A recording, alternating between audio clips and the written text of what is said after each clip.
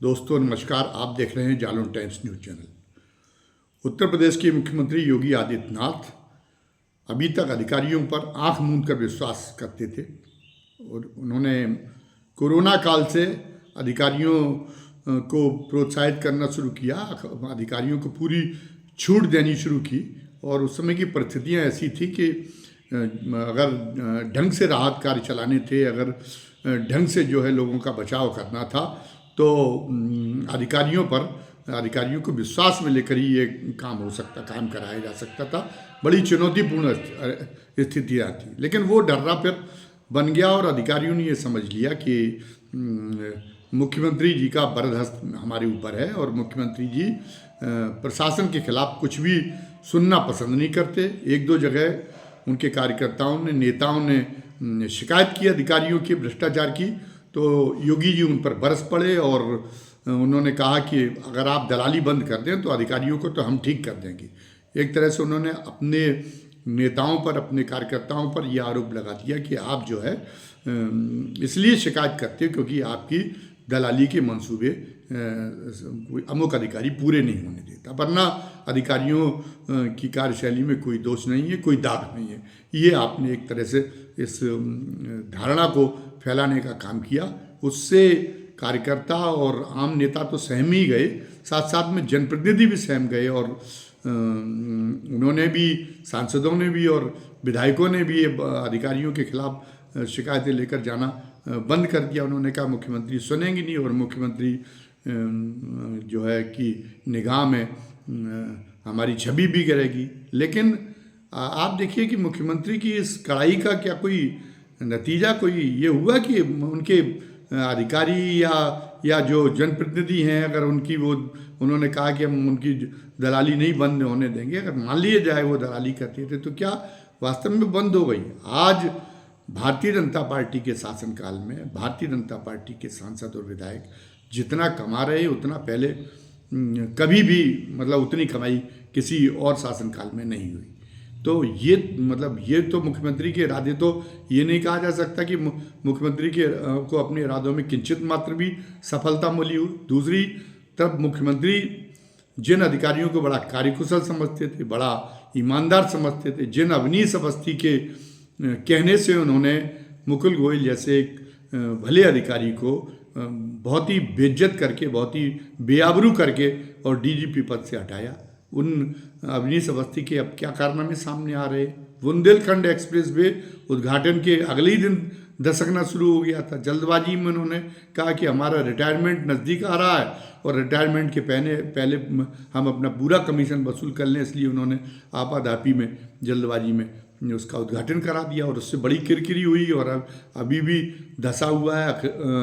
Samajwadi party के मुखिया अखिलेश यादव अक्सर करके उसका जो है फ़ोटो उसके अपना डाउनलोड करके उस पर ट्विटर पर डाल देते हैं, तो बड़ी उसकी वजह से किरकिरी हो रही। केंद्र सरकार ने भी अवनीश अवस्थी के कारनामों की जांच कराना शुरू कर दी, जबकि मुख्यमंत्री के नाक के बाल थे। उत्तर प्रदेश के मुख्यमंत्री ऐसे हैं कि केंद्र पर तो ये आरोप है कि वो जो है केंद्रीय नेता तो कारपोरेट के हाथों बिके हुए हैं, कारपोरेट के हाथों के खिलौने हैं, और केंद्रीय नेता जिन अधिकारियों की तारीफ करते हैं कि वो बड़े कार्यकुशल और बड़े तीरंदाज अधिकारी हैं, वो अधिकारी कैसे हैं? वो उनके लिए कमीशन वसूलने का काम संभवतः करते ये दिखाई देता है, क्योंकि उनमें से एक नगीना अरविंद शर्मा को यहाँ पर उत्तर प्रदेश में लाया गया। और अरविंद शर्मा आपके मंत्रालयों में क्या हो रहा है ये सब जानते हैं। 65% से 70% तक कमीशन का रेट नगर पालिकाओं में और में पहुँच गया है अधिकारियों का, और उसमें से मंत्री जी को हिस्सा नहीं पहुँचता होगा ये कहना बड़ा मुश्किल है।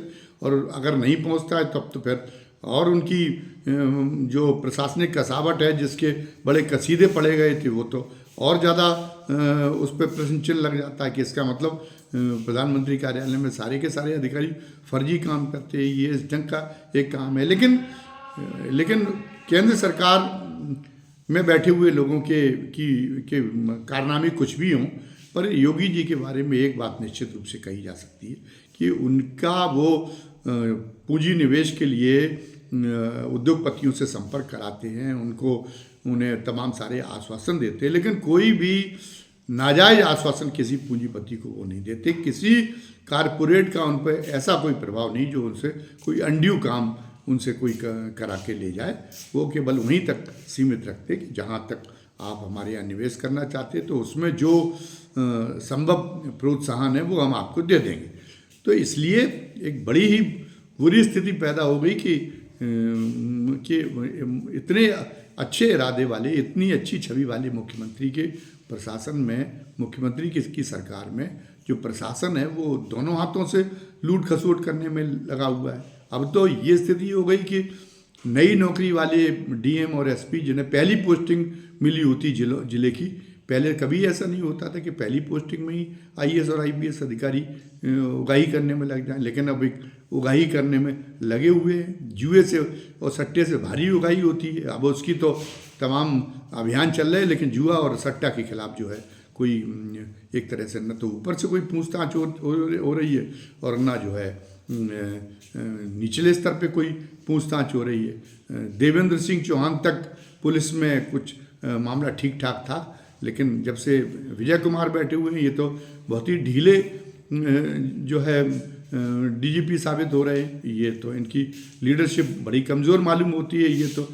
ज्योतिषियों पर निर्भर करके चल रहे हैं, वो के पंचांग दिखाते रहते हैं और उससे कानून व्यवस्था को हल करने की कोशिश करते हैं। और पुलिस ने कैसी धांधली मचा रखी निचले स्तर पर, कैसे कराए जा रहे जो मुख्यमंत्री ने स्टैंड बंद कराए थे वो स्टैंड नहीं भी चल रही। तो सवेरे सवेरे आप देख सकते हैं कि रोडवेज की बसों की जहाँ ठहराव है वहीं पर जो है जो ये 3 व्हीलर दूर दूर की सवारियां भरने का, एनएच की सवारियां भरने का काम करते हैं। न कोई परिवहन विभाग कोई कार्रवाई करता है, न कोई पुलिस विभाग काम करता है। तो वो जो मंशा थी स्टैंड, अवैध स्टैंड समाप्त कराने के पीछे, वो मंशा जो है वो मिट्टी में मिल गई। और देवरिया कांड के बाद देवरिया में जो ज़मीनी विवाद के पीछे सामूहिक हत्याएं हुई थी, तो उसमें मुख्यमंत्री ने राजस्व के मामलों के निस्तारण में जो कोताही हो रही उसको लेके बड़े आंखें दिखाई थी संबंधित अधिकारियों को और ये कहा था कि हम बिल्कुल इसको बर्दाश्त नहीं करेंगे। लेकिन उनके बर्दाश्त करने से क्या हो, उनके ये कहने से क्या हो रहा है, धरातल पे क्या हो रहा है? धरातल पर लेखपाल, कोई भी लेखपाल कानून वो कहीं पर भी पैमाइश कराने के लिए तब तक जाने को तैयार नहीं होता जब तक कि उसको एक मोटा हर्जा खर्चा नहीं मिल जाता। विकास प्राधिकरण नक्शे के इतने प्रतिबंध हैं, अरे शहर बड़े सुव्यवस्थित हो जाए अगर वो सही तरीके से काम करने लगे विकास प्राधिकरण। लेकिन विकास प्राधिकरण केवल उगाही के लिए नोटिस भेजते हैं और बारी सारे के सारे मामले निबट जाते हैं। अवैध कब्जे के मामले हैं वो भी बहुत चुने हुए कुछ लोगों पर कार्रवाइयाँ हो पाई हैं, बाकी अवैध कब्जा करके जो अवैध निर्माण खड़े कर लिए गए वो जहाँ की जहाँ सलामत है उनके खिलाफ भी कोई अभियान नहीं चल पा रहा। जो जन शिकायतें हैं जो तहसील दिवस पे आती हैं, यानी संपूर्ण समाधान दिवस पर आती हैं, थाना दिवस पर आती हैं, वो उनका फर्जी निस्तारण होता है। मुख्यमंत्री कार्यालय से फीडबैक लिया गया तो फीडबैक जो है वो उस फीडबैक से पता चला कि अधिकांश लोग 70% तक लोग संतुष्ट नहीं हो रहे, जो निस्तारण की रिपोर्ट भेजी जा रही उससे संतुष्ट नहीं हो रहे। क्या है ये स्थिति बनी हुई है? तो ये एक तरह से अराजकता की स्थिति बन रही है, ये छवि बन रही है कि मुख्यमंत्री का अपनी नौकरशाही पर कोई नियंत्रण नहीं है। और तो मुख्यमंत्री के सारे जो इरादे हैं, सारी की सारी जो उनकी मंशा है उस पर पानी फेरने का काम हो रहा है। तो आप मुख्यमंत्री सचेत हुए। एक तो कमी यह है कि चूँकि एक महंत का पूज्य पद उनके पास होने के कारण लोग उनको जो है उनसे उस ढंग से घुल मिल नहीं पाते जैसे अन्य मुख्यमंत्रियों से घुल मिल जाते। तो इनको जनता से सीधा फीडबैक नहीं मिल पाता जनता से। और बाकी अगर कोई गुमनाम शिकायतें भेजे तो उस पर कोई गौर नहीं होता तो वो, लेकिन फिर भी मुख्यमंत्री तक ये खबरें पहुंच गई कि नहीं अधिकारी जो है बहुत ही अधिकारी लोगों की परवाह नहीं कर रहे हैं और दोनों हाथों से लूट करने में लगे हुए हैं। तो ये एक बड़ी एक अच्छी बात है कि मुख्यमंत्री के पास में हम लोग समझते थे कि कोई ऐसा चैनल नहीं जो उनको अधिकारियों की करतूतों के बारे में बता सके, लेकिन ये एक अच्छी बात है कि मुख्यमंत्री को जो है मुख्यमंत्री उससे अवगत हो रहे हैं। और एक धार्मिक जो माहौल एक बनाया है, एक उन्होंने जो पर्वों का वह सांस्कृतिक जो गौरव है देश का, उसको मजबूत करने की दृष्टिकोण से तो बड़ा उपादेय है, लेकिन उससे लोग ये एक हुआ था कि लोगों की नैतिकता में आस्था बढ़ेगी और उसका एक प्रदर्शन होगा, लेकिन वो ऐसा नहीं हो पा रहा क्योंकि उसमें कहीं व्यक्तिगत त्याग को नहीं जोड़ा गया है। आप अभी जैसे गौ रक्षा का, गौ संरक्षण का जितना काम चल रहा है वो सरकार के फंड के भरोसे चल रहा है। कोई इतने हिंदू धर्मावलंबी है, 1 रुपये खर्च नहीं करना चाहते अपनी गौ माता के लिए। गौ माता अगर भटक रही है तो एक एक गाय अगर बांध लें, प्रयास ये किया गया था। तो इसका मतलब नैतिकता को जगाने में जो हमारे जो मुख्यमंत्री जी के जो सरकार के धार्मिक प्रयास है वो एक सफल नहीं हो पा रहे। लोग जो है परोपकार के कामों में दान नहीं कर रहे। वर्गीय हालत ये है कि उद्योगों से जो चैरिटेबल कामों के लिए जो फंड कटता है उस फंड को भी 85% कमीशन लेके ऐसी संस्था को आवंटित किया दिया जाता है, जो वो संस्था 85% तक कमीशन लिया जाता है और बाकी 30 और 50% तो आम बात है, वो फंड उद्योगों के पास वापस लौट जाता है। उद्योग नहीं चाहते कि हम कोई परोपकार का काम करें, जबकि होना ये चाहिए। धार्मिकता के नाते अगर धर्म में विश्वास है तो उन्हें पुण्यार्जन के लिए अपनी कमाई का, एक गरीब से गरीब आदमी को अपनी एक कमाई का एक हिस्सा, एक छोटा सा हिस्सा, भले वो कितना भी छोटा हो, एक हिस्सा जो है वो परोपकार के कामों के में खर्च करने के लिए तत्पर रहना चाहिए, लेकिन वो नहीं हो पा रहा। तो ये जो वृत्तियां नहीं बदल पा रही हैं, तो जब वो एक आध्यात्मिक उन्नति के लिए भी मुख्यमंत्री का प्रयास करते हैं तो ये उनसे अपेक्षा की जाती कि वो एक तरह से एक भौतिक तरीकों से कसावट लाके और ईमानदारी कायम करने का प्रयास करने के साथ साथ लोगों की आध्यात्मिक उन्नति के क्रम में लोगों की नैतिक आस्था को बढ़ाने, लोगों की नैतिकता को मजबूत करने और पुष्ट करने, उसका भी एक काम करें। वो काम क्यों नहीं हो पा रहा है? क्या इसलिए क्योंकि जो साधु संत हैं, जो अपने को साधु संत कहते हैं, वो भी बहुत विलासता के साथ रहते हैं। उनकी बारे में उनसे अगर समाज प्रेरणा ग्रहण करता तो उनसे समाज प्रेरणा ग्रहण नहीं कर पा रहा। उन्हें भी लाल बत्ती चाहिए, उन्हें भी सबसे लेटेस्ट मॉडल वाली गाड़ी चाहिए, वो और तमाम तरह का ऐश्वर्य चाहिए। तो अब ये हो रहा है। दूसरा ये है कि केंद्र सरकार ने जिस तरीके से ये मान रखा है कि लोकतंत्र में अगर सर्वोपरिता प्राप्त करनी है, अगर जनता पर हावी रहना है, तो पैसे किसी भी तरीके से हमारे हर एक नेता और कार्यकर्ता के पास में पैसा हो। जो धारणा समाजवादी पार्टी जैसी दलों की थी, वैसी धारणा कुछ जो भारतीय जनता पार्टी के केंद्रीय नेतृत्व ने भी वैसी कुछ धारणा को फैला रखा। वैसी धारणा को तो एकदम इसलिए छूट दे रखी है। जो एक जगमग है, उसका जो इंटरव्यू कुछ YouTube चैनलों पर प्रसारित हुआ, उससे ये पता चलता है कि कैसे कैसे अमित शाह जी कैसे कितने करोड़ों रुपए के सौदे उनके यहाँ पे होते, कैसे कैसे लोग पहुँचते। नरेंद्र तोमर का नाम जब मुख्यमंत्री पद के लिए चल रहा था तो वो जगमग कह रहा है कि 500 करोड़ रुपए लेके और नरेंद्र तोमर अमित शाह से मिलने के लिए पहुँचे थे।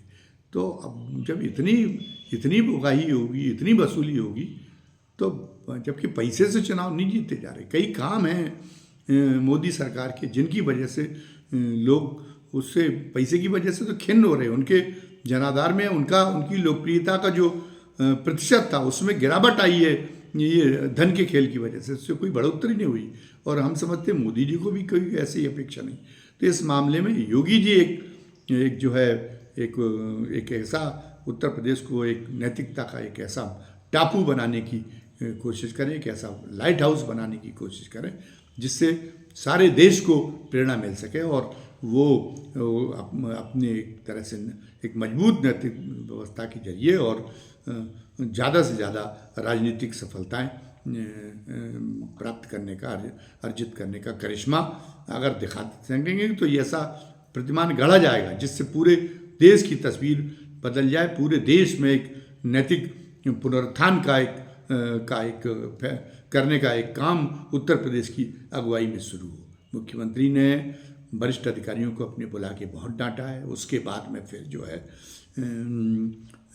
उन्होंने वरिष्ठ अधिकारियों ने अपने अधीनस्थों को लेटर भेजे, लेकिन अगर अब इसके बाद में अगर इस पर अगर उसका फॉलोअप ढंग से नहीं हुआ, अगर रोजाना की मॉनिटरिंग नहीं हुई और क्रॉस चेकिंग नहीं कराई गई मामलों की, हर जिले में भेज के क्रॉस चेकिंग कराई जानी चाहिए कि कितने पेंडिंग हैं पेमाइश के केस। जो देवरिया कांड के बारे में भूमि विवाद को काफ़ी महत्व दिया गया था कि भूमि विवाद शीघ्रातिशीघ्र समाप्त कराए जाएं, और वो भूमि विवाद बढ़ाने का काम जो लेखपाल कर रहे हैं वो उजागर हो जाएगा अगर हर जिले में अधिकारी भेजे जाएं और देखा जाए हर तहसील में कि कितने पेंडिंग है। और कुछ चुनी हुई तहसीलों में फिर वहाँ के जिनके जो एप्लीकेंट हैं पेमाइश के, उन एप्लीकेंटों से संपर्क साधा जाए कि आपसे कितने पैसे की मांग हो रही है पेमाइश के लिए जाने में, तो मुख्यमंत्री के सामने खुल के आ जाएगा और लोग गाज गिरेगी जब बड़े पैमाने पे तो जो है सब ठीक हो जाएंगे। भय बिन होए न प्रीति, मुख्यमंत्री को ये मानना पड़ेगा। वो मुख्यमंत्री अगर ये बड़ा उनको प्रशासन को बड़ा कोमल समझते हैं और इसलिए अगर उसको छेड़ना नहीं चाहते और केवल डांट फटकार से काम निकालना चाहते तो वो भुलावे में है। वो जो है एक ये प्रवंचना मात्र साबित होगी। ये जो है इससे स्थितियाँ सुधर नहीं पाएंगी। हम जैसे लोग जो ये मानते हैं कि इतना ईमानदार मुख्यमंत्री के प्रदेश में आना मुश्किल है, अगर उसके रहते हुए भी अगर प्रशासन का वातावरण, राजनीति का वातावरण, विधायकों और उन पर भी कसावट होनी चाहिए। कहाँ से इतना पैसा आ रहा है, कहाँ से जो है केंद्रीय सीबीआई के भरोसे न रह के, और चाहिए मुख्यमंत्री को चाहिए कि अपनी विजिलेंस के जरिए लोगों की अपने जनप्रतिनिधियों की जांच कराएं, जनप्रतिनिधियों के भ्रष्टाचार पर अंकुश हो जाए। जिस ढंग से जनप्रतिनिधियों की कमाई हो रही वो निश्चित रूप से भ्रष्टाचार में बहुत गहरे तक मुब्तला है। अगर उसमें अगर अंकुश हो जाए तो भी एक अधिकारियों पर प्रभाव पड़ेगा। और मुख्यमंत्री जी को तो उत्तर प्रदेश के लोग ये मान के चलते कि भावी प्रधानमंत्री हैं, और तो भावी प्रधानमंत्री तो उनसे पूरे देश का नक्शा बदला जाना है। मोदी जी ने विदेश नीति के मामले में, रक्षा नीति के मामले में बहुत अच्छा काम किया, लेकिन नैतिक व्यवस्था को उन्होंने ध्वस्त करके रख दिया। अदानी के साथ में जो उनके रिश्ते हैं वो कतई साफ सुथरे नहीं कहे जा सकते, और पैसे के आधार पर उन्होंने लोगों का विश्वास जीतने का जो एक तरीका बना रखा है, ये कतई स्वीकार नहीं किया जा सकता। तो इस मामले में एक देश के भावी नेता के रूप में, भावी प्रधानमंत्री के रूप में उत्तर प्रदेश के मुख्यमंत्री के जब तक बने हुए हैं तब तक वो जो है तब तक उत्तर प्रदेश से वो एक शुरुआत करें और ये लोगों को विश्वास दिलाने का काम करें कि वो जब वो पहुँचेंगे, राष्ट्रीय शिखर पर पहुँचेंगे, तब वो उस तरीके से काम करेंगे जैसे विश्वनाथ प्रताप सिंह जैसे प्रधानमंत्री हुए। हालांकि प्रधानमंत्री के रूप में विश्वनाथ प्रताप सिंह कोई नैतिक व्यवस्था कायम नहीं कर पाए थे।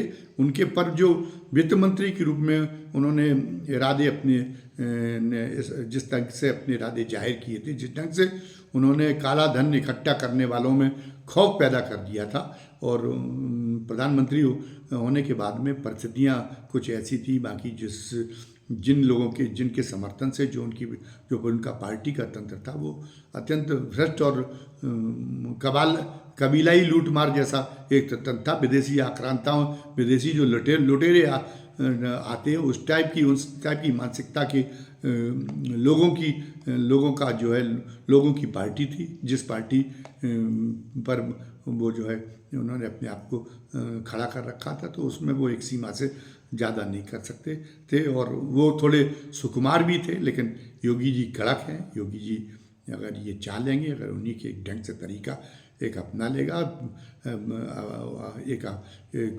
अपनाएंगे तो एक चीज़ जो विश्वास लोग उनसे संजोए हुए हैं वो विश्वास पूरे होंगे।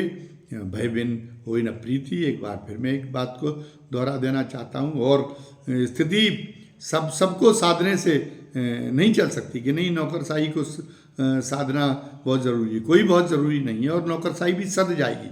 हमने देखा एक ज़िले में अगर जिलाधिकारी या पुलिस अधीक्षक ईमानदार आ जाता है तो अधिकारी काफ़ी हद तक अपने आप अधिकारी अपने आप को परिवर्तित कर लेते।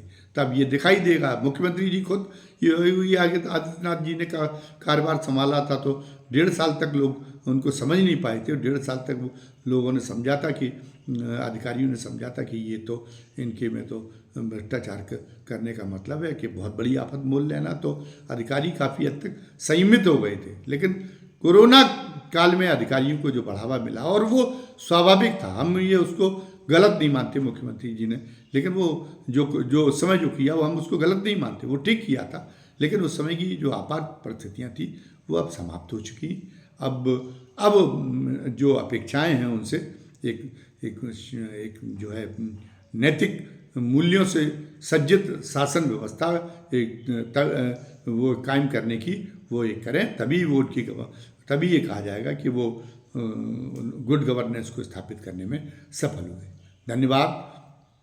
और आपसे अंत में चलते चलते फिर वही गुजारिश करनी, वही निवेदन करना है, वही अपील करनी है कि आप हमारे चैनल को सब्सक्राइब करें और उस बेल आइकॉन दबाएं ताकि हम जो भी नया वीडियो डालें उसका नोटिफिकेशन तत्काल आपको मिल जाया करे। और कमेंट बॉक्स में कमेंट भी ज़रूर लिखें। आपके कमेंट हम पढ़ते हैं और उससे बहुत ही प्रेरणा ग्रहण करते हैं। तो आप ये हमारे निवेदन को स्वीकार करें ताकि हमारा उत्साहवर्धन हो और हम जो है अपने चैनल में और ज़्यादा निखार लाने के लिए प्रयत्नशील रह सकें।